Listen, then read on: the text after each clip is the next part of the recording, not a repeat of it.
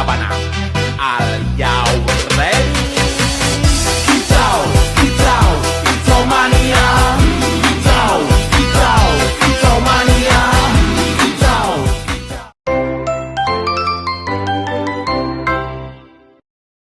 Assalamualaikum warahmatullahi wabarakatuh. Perkenalkan, nama saya Andini.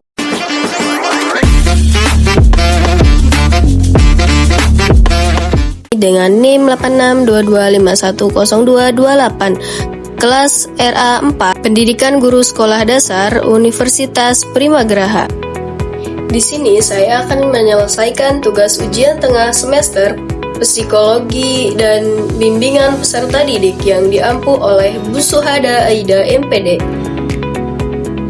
Tugas UTS kali ini saya akan mengobservasikan atau menganalisis tentang bagaimana keluhan anak SD terhadap mata pelajaran yang dianggapnya kurang dimengerti atau sulit.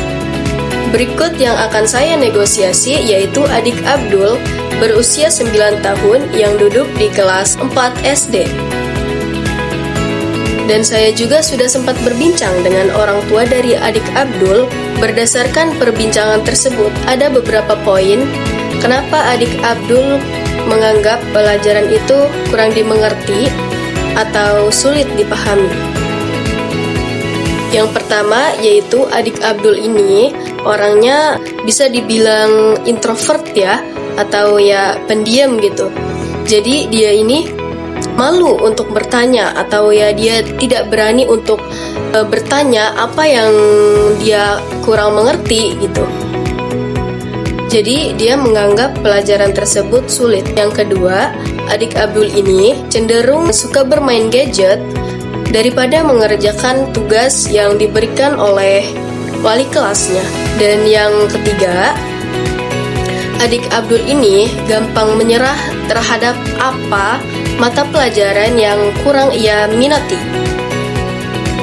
Namun saya sangat takjub, meskipun adik Abdul ini orangnya introvert atau pemalu, di sisi lain dia juga sudah dibiasakan dari usia 9 tahun itu sudah terbiasa menghafal juz amma dan juga menghafal kitab awamil. Hal tersebut dibiasakan dari kakaknya karena memang kakaknya ini sebagai guru gitu ya di pondok sini. Walaupun dia suka bermain gadget atau dia kadang gampang menyerah terhadap pelajaran yang memang kurang ia minati, tetapi di sisi lain orang tuanya juga memberikan jadwal atau waktu untuk dia menghafal, untuk dia mengerjakan tugas, untuk dia bermain gadget. Tidak selalunya dia bermain gadget tentang yang tidak penting gitu. Kadang dia diberi contoh tugas seperti video game, entah itu tentang perkalian. Oke, untuk lebih jelasnya, mungkin kita harus negosiasi dulu kali ya dengan anaknya. Ayo.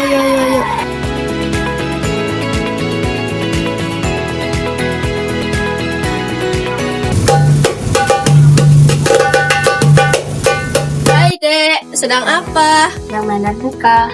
Kakak boleh nggak bertanya-tanya sesuatu tentang sekolah? Boleh.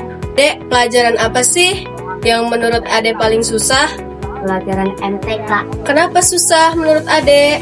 Karena terlalu banyak hitung-hitungan. Terus kadang kurang paham sama materinya. Oh, kalau di rumah biasanya belajarnya sama siapa? Aku di rumah biasanya belajar sama teteh atau emak. Oke, biasanya berapa lama? Paling 5 menit sampai 10 menit. Adek, kalau nggak bisa PR, rasanya gimana? Takut dimarahin nggak? Iya, takut dimarahin. Terus takut nilainya kurang. Lebih suka belajar sambil gambar, dengerin cerita, atau sambil lari-lari? Aku lebih suka belajar sambil menggambar. Oke, terima kasih. Adek, boleh nggak kakak lihat cara adek kerjain tugas di sini? Boleh. Oke, silahkan kerjain.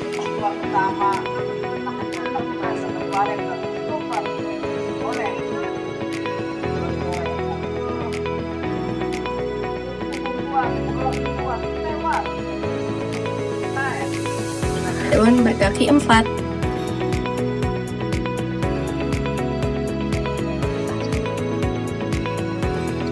Siap-siap Mau sekolah. ayo ada yang mulai Iya, lanjut Bapak.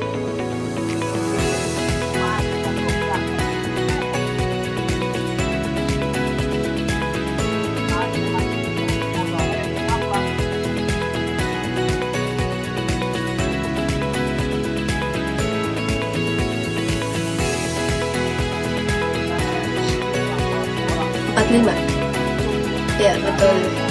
Sudah, terima kasih. yes Jadi jawabannya guys.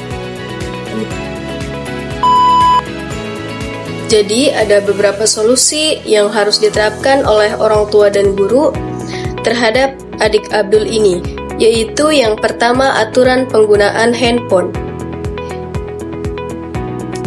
Jadi penggunaan handphonenya itu hanya untuk mencari pelajaran saja, entah itu mencari game edukatif atau mencari video-video tentang pelajaran yang membuat dia tidak bosan dan tidak gampang menyerah.